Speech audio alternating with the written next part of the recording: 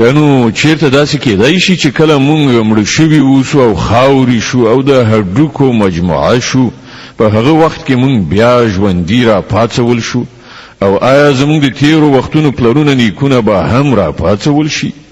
دوی ته ووایه هو او تاسې د خدای په وړاندې بېوسې یئ. فقط یو ټکان به وي او په ناڅاپي ډول به دوی په خپلو سترګو د هغه هر څه چې دوی ته خبر ورکول کېږي لیدونکي وي. په هغه وخت کې به دوی وایي هی زمونږ بد شامې ته دا خو د جزا ورځ ده. دا د همغې ورځې فیصله ده چې تاسې دروغ ګڼله. امر به وشي را ایثار کړئ ټول ظالمان او د دوی ملګري او هغه معبودان چې دوی د هغو بندګي کوله. بیا به دغو ټولو ته د دوزخ لاره وښیي او لږ دوی معطل کړئ. له دوی نه څه پوښتنه کېږي؟ په تاسې څه وشوله ولې یو د بل مرسته نه کوئ؟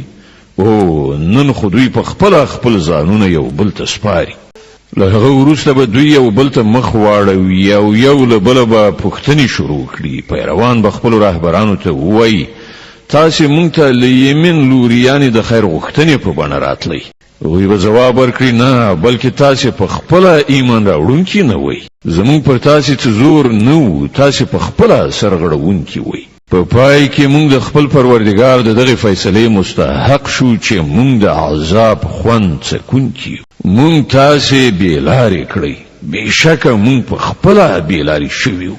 په دې توګه به هغوی ټول په هغه ورځ په عذاب کې شریک. مونږ له مجرمانو سره دغسې چارچلن کوو. هغه کسانو چې کله به دوی ته ویل کېدل له الله پرته بل هیڅ برحق معبود نشته، نو دوی به مغروره کېدل او ویل به آیا موږ د یو لیوني شاعر په خاطر خپل معبودان پرېږدو؟